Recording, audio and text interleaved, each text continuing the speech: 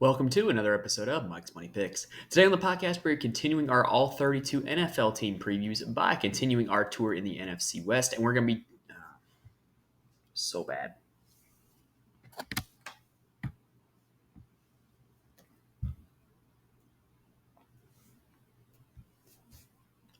Welcome to another episode of Mike's Money Picks. Today on the podcast, we are continuing our all 32 NFL team previews for the upcoming 2023 fantasy football season. Today, we are continuing our stop in the NFC West by discussing the Seattle Seahawks, who are in a very interesting situation given that they kind of came out of nowhere last year to be a really good offense. They drafted a really good offensive player in the draft. It's going to definitely shift some things with how targets are allocated and how snaps are allocated in this offense. So there's going to be a lot of information here in this episode that will help you determine who to target from this Seattle offense and when to target players from the Seattle offense in your redraft, dynasty, and best ball leagues for the 2023 season. Now, remember, if you're listening to the audio form on YouTube or on Spotify app or wherever else you get your podcast, please rate and review. It really helps me out a lot. If you're watching on YouTube, please hit the like button. Please subscribe. We're going to be talking a little bit about best ball drafts here in this episode. So if you find yourself interested in playing best ball, I recommend doing so on Underdog. You can use my promo code MConley88 to get your first deposit matched up to $100. You can find that in the YouTube description. You can also find it pinned to my Twitter at Mike's Money Picks. Also, the full ranks and draft guide for all 32 NFL teams are available on my Patreon, patreon.com/Mike's Money Picks. Only $3 a month, much cheaper than buying a magazine or subscribing to any other premium fantasy site, and it'll help you prepare for your drafts. All right, that does it for the introduction. Let's go ahead and get started with the Seattle Seahawks preview. In 2022, Seattle surprised everybody by being a good NFL team when, on paper, you could argue that they had one of the worst quarterback situations in the league at the start of last season. Kind of looking at it in the preseason, it was just Drew Lock and Geno Smith, and kind of a lot of people thought Drew Lock was going to end up starting, myself included. But Geno Smith took over the starting job and ran with it, and hey, everybody wrote him off. He ain't right back. That's what he says, right? So in 2022, Seattle ranked 12th in total yards and 9th in total points in the league. They were 22nd in the NFL in rush rate, meaning that you can always inverse that. They were 11th in the league in pass rate. They were a very pass-heavy offense, and this was a absolute career renaissance from Geno Smith. Geno Smith has not been a productive NFL player in his career, to say the least, and he was really good last season. They also got standout seasons from two rookie offensive linemen, Charles Cross and Abraham Lucas, and Kenneth Walker III as a rookie running back was a standout. And then Shane Waldron, the offensive coordinator, it was his second year as an NFL offensive coordinator. It was much better than the first, which now gives us a much more clear picture as to how he is going to call plays, how he is going to group personnel, and how he's going to run things for this Seattle offense. So, looking at the quarterback position specifically, Geno Smith last year finished as QB5 overall and QB8 in fantasy points per game, which is utterly crazy. Like, he beat out Justin Herbert, he beat out Lamar Jackson, he beat out Justin Fields, he beat out Russell Wilson. Like, there's just all kinds of relevant names that Geno Smith beat out as a fantasy option last season. Now, it was also Geno Smith's first season starting more than 4 games since 2014. And last season, it was a total of 18.5 fantasy points per game for Geno, which outscored any of his previous seasons as a starter by over 5 fantasy points. And this was due large part to the passing volume that the Seattle offense had. Geno ranked 9th in pass attempts and 7th in air yards. So not only was he throwing, but he was throwing pretty deep down the field. So Geno, if you look at his week-by-week basis and kind of evaluate him as a best ball option, he had 4 top 5 weekly finishes and 7 top 10 weekly finishes and only spent 1 week outside the top 20 quarterbacks, meaning Geno Smith gave you a few ceiling weeks, gave you some steady performances, and only gave you 1 week where he was an absolute dud. That makes him a very appealing option in best ball for me. However, more on that in a second. Geno Smith last year did have an excessively high touchdown total. And he also had a large number of interceptable passes that were not intercepted. And when you just look at kind of the game scripts that Seattle had, they were trailing for a lot of the games that they were playing. Even though they ended up winning, they spent a lot of time trailing. And so there was very positive game flow. We just mentioned the high touchdown total. We just mentioned the large number of interceptable passes. All of those stats, if you look for a little bit of regression in them, it would mean that last season, Geno Smith finished as quarterback 16 in expected fantasy points per game. So as great as he was last year, not to take anything away from him, you can definitely expect a little bit of regression from Geno Smith when it comes to fantasy scoring.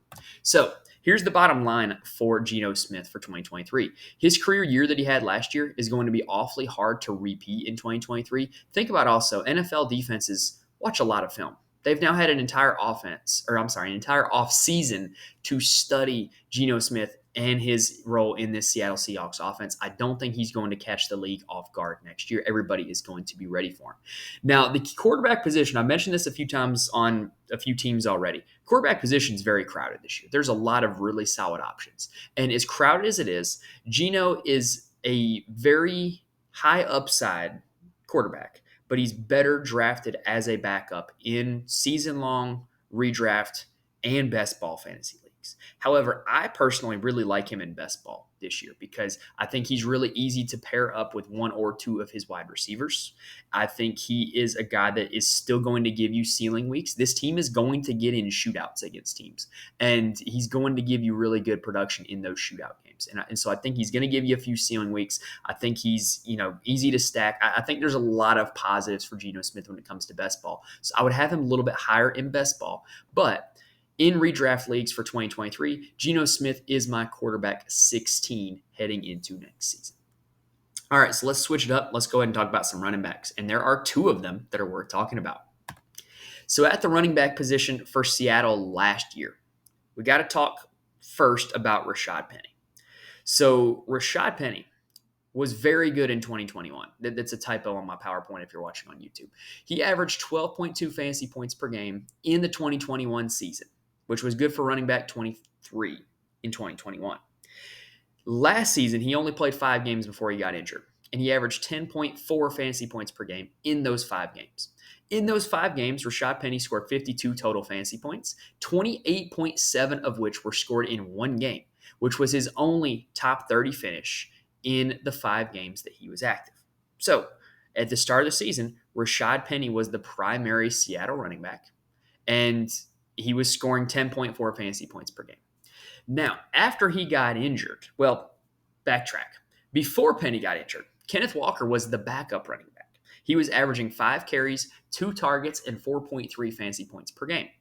In those games, Walker never eclipsed a 40% snap share and was never below 50% snap share in a game that he finished after Rashad Penny got injured. So there's a tale of 2 seasons for this Seattle backfield. There was Penny and Walker, and then there was just Walker.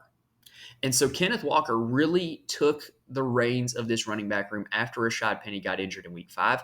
Kenneth Walker finished the season as running back 18 overall and running back 16 in fantasy points per game. And that was with being pretty much useless for the first few weeks of the season.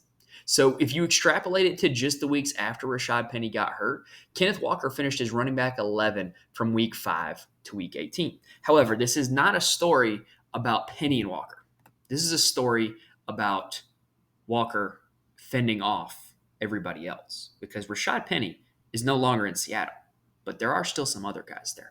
So after Penny's injury in week 5, Kenneth Walker totaled 3 top 10 weekly finishes, 2 of which were top 5, and never finished below running back 27 in a game that he finished. He did leave a game early in which he finished much worse than 27. So Kenneth Walker was giving you not only a very high ceiling with the 2 top 5 performances, but he was giving you a very high floor as well, never finishing below 27th in a week. Now, he also was not the Seahawks' primary pass-catching back either. Travis Homer recorded 1 top 30 finish while Rashad Penny was out with his primary use as a pass catcher. And Kenneth Walker, if you look at his workload as a whole, even with the reduced workload when Rashad Penny was active, Walker still finished the season 16th in snap share, 13th in opportunity share, and 19th in weighted opportunities. So Kenneth Walker still got a boatload of opportunities last season, even with the weeks with Rashad Penny in the lineup. Now, here's where I mentioned how Walker was not the primary pass-catching back. He was only targeted 34 times in all last season. And the Seahawks targeted DJ Dallas and Travis Homer a combined 38 targets. And Seattle this Shane Waldron offense, it doesn't really seem to lend itself to targeting the running backs a whole lot. DJ Dallas, Travis Homer, 38 combined. Kenneth Walker 34. Not a lot, right? We've mentioned how Austin Eckler already had about 100, if I remember correctly. Seattle targeted running backs at the sixth lowest rate in the NFL. And then Seattle also this season drafted Zach Charbonnet in the second round of the NFL draft. Zach Charbonnet, previously at Michigan and then transferring to UCLA for his final 2 years, is not a pass catching back either. He is a very much between the tackles workhorse type running back, which is weird because that's kind of what Kenneth Walker is. And so what you're going to end up with at the running back position for Seattle is that with the lack of pass catching upside and the overall volume of pass plays, this Seattle backfield cannot sustain two fantasy relevant running backs with how this offense is currently constructed. It could not in weeks 1 through 5 when Penny and Walker were active. The numbers bear that out. But now you've got Kenneth Walker and Zach Charbonnet in the same backfield, and neither of them catch passes. And they're going to be competing with each other for the same type of work because they're the same type of player. So to me, Walker and Charbonnet are an either-or proposition. If you draft one of them, you better hope that that's the guy. Like if you draft Walker, you better hope that Charbonnet is just not up to stuff, doesn't eat into the carries that he got last year, and everything's all hunky-dory. If you draft Charbonnet, you better hope that either A, Walker gets hurt, or B, Charbonnet is just a significantly better runner than Walker. Because if they're both on the field at the same time, neither of them are going to be super productive in fantasy. That is my viewpoint of this situation. And so, with Walker being the incumbent and kind of having the head start in one productive NFL season under his belt, Kenneth Walker comes in as my running back 20 heading into next season. Zach Charbonnet comes in as running back 38 heading into next season. Now, does that mean that I expect Zach Charbonnet to finish exactly as running back 38? No, it does not. If Zach Charbonnet takes over the lead in this offense, could he finish as a top 10 running back? Yes. Kenneth Walker showed the ability to do that last season. Could Kenneth Walker finish as a top 10 running back? Yes. But while they're both there and both healthy and both not catching passes, I can't rank either of them higher than 20th. What I do find interesting is that Charbonnet is a little bigger than Kenneth Walker. He graded out a little bit more athletic than Kenneth Walker coming out of college. So could Charbonnet be the guy that steals the show and, ends up with a top 15, top 20 season? Yes, absolutely. But while they're both there, I just can't rank them any higher than where they're at. So Kenneth Walker is my running back 20. Zach Charbonnet is my running back 38. If you're drafting in best ball, I would probably not draft these two guys together simply because I just don't think that there's really a whole lot there for you. If you draft both of them together, you're not going to ever have a week where you're going to use both of them. And what's more likely to happen is that you just kind of get middling performances by both of them every week. I would not be a fan of that strategy. I would hedge my bets on one or the other. Now, if you listen this far, then you probably like what you are hearing and will like what you are seeing. So please hit the like button on YouTube, rate and review if you're listening to the audio form, and please hit that subscribe button. You'll be notified when new episodes drop, like the rest of this All 32 team series, like our weekly golf content, and like our college football content that's coming up. If you're watching on YouTube, I have the data that about 90% of you guys are not subscribed to the channel if you're watching this. I would really appreciate it if you guys subscribe. Y'all content creators are not playing when we ask for the likes and subscriptions because YouTube only sees value in our videos if we are getting likes and subscriptions. So please help me out to help you guys out. I really do appreciate it. All right, now let's go ahead and flip on over to the next position. Let's go and talk about some wide receivers. So the wide receiver room in Seattle is crowded. Very crowded. I'm talking elevator at a 30-story hotel crowded. Tyler Lockett last season finished as wide receiver 13 overall and wide receiver 16 in fantasy points per game, whereas DK Metcalf finished as wide receiver 16 overall and wide receiver 24 in fantasy points per game. The third wheel last year was Marquise Goodwin. He popped for 2 weekly top 10 finishes, but failed to record another week better than wide receiver 30 and finished as wide receiver 80 overall. Now, in terms of kind of the crowdedness of this room, the Seahawks finished 8 weeks with 2 top 25 receivers and had 1 week where all 3 receivers, Lockett, Metcalf, and Goodwin, were in the top 17 fantasy wide receivers. So on a week-to-week basis, can this offense support multiple starting caliber fantasy wide receivers? Yes, it can. Now, Tyler Lockett ranked 26th in the league last year with a 22.8% target share, and a high touchdown total means that he was only wide receiver 28 in expected fantasy points per game. So you're looking at a situation where Tyler Lockett was the one that kind of had the fluky year last season. DK Metcalf had a 25.5% target share last year, which was higher than Lockett's, ranking 18th in the league, and had a low touchdown total, meaning that if you regress those numbers a little bit, he ranked as wide receiver 18 in fantasy points per game. Now, Seattle also drafted Jaxon Smith-Njigba out of Ohio State in the first round of the draft. Y'all, Jaxon Smith-Njigba was really good at Ohio State. In an offense with Chris Olave and Garrett Wilson, Jaxon Smith-Njigba was the starting slot, and he outproduced both of them, arguably. So, this guy is the real deal. He's a quality wide receiver. He is going to play in the slot, and he is going to take targets from DK Metcalf and Tyler Lockett. The question is, how much targets? And how would that make Lockett and Metcalf's numbers look if he is taking targets? So, a little bit of simple math here. For Jaxon Smith-Njigba to attain a target share of 20%, he would need to take all of Marquise Goodwin's targets, 10%, all of Dwayne Eskridge's targets, their fourth wide receiver, 4%. And then maybe I could see an argument for stealing some of the secondary and tertiary tight ends as well, but that's beside the point. If he gets those 14%, he would need to steal a combined 6% of Metcalf and Lockett, which is not super unsustainable. That would put all three wide receivers at around 20%, with DK Metcalf being a little bit in the lead. So I think that's absolutely an attainable number. Now, the question is, would a 20% target share be enough to be a productive fantasy wide receiver? Yeah, but probably not to the same level that Metcalf and Lockett were last season. It's highly unlikely that they finish with 3 top 30 fantasy wide receivers. Y'all, I did the research, and I could not find a team in the last 3 years that finished with 3 top 30 fantasy wide receivers. So I could keep looking back, but in the modern NFL, it's very hard to do that because not only do these guys have to be good because they have to kind of command enough targets to be, top 30, but they also have to be spread out enough that all three of them can get to top 30. It's a very difficult proposition. Now, all three of these guys are currently being drafted near top 30-ish. So the bottom line is that right now, these guys have 3 real good real-life wide receivers, but it's going to be difficult for all three of them to be good fantasy wide receivers. As of right now, DK Metcalf is my wide receiver 15. Tyler Lockett is my wide receiver 31. Jaxon Smith-Njigba is my wide receiver 32.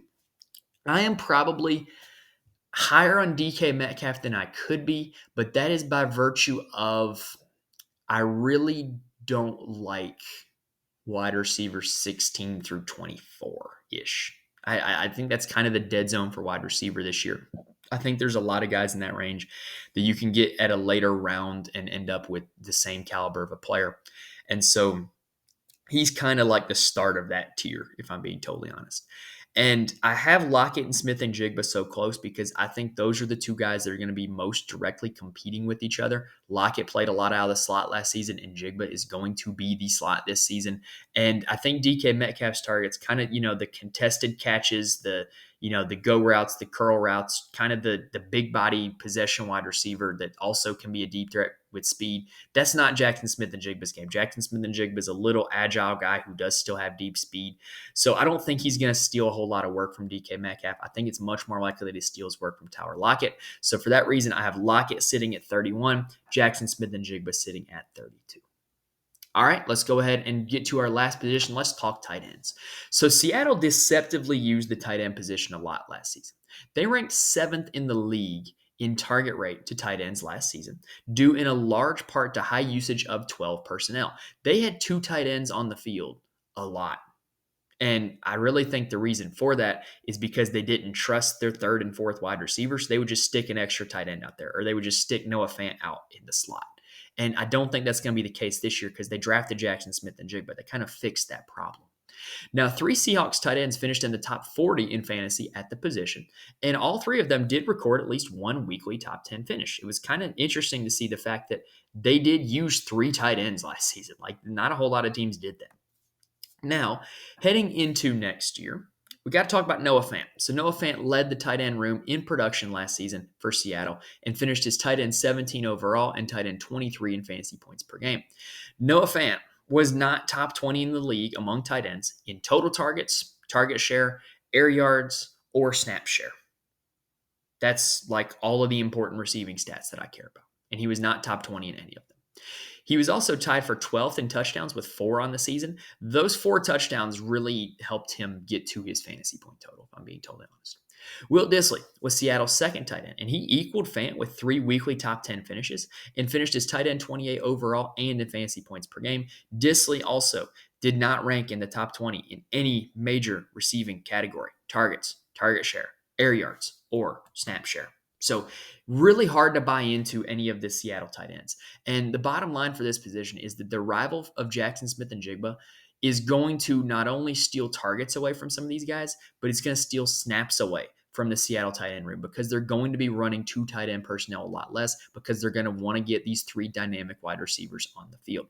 The cumulative production of the tight end room in 2022 from Seattle, I do not expect to repeat. Noah Fant is barely on my radar. He is my tight end 29 heading into next season. He is a super late round flyer in a deep league or a dynasty league. He is a last round pick in a best ball league if you want to stack up Geno Smith. That's all I see Noah Fant as heading into 2023.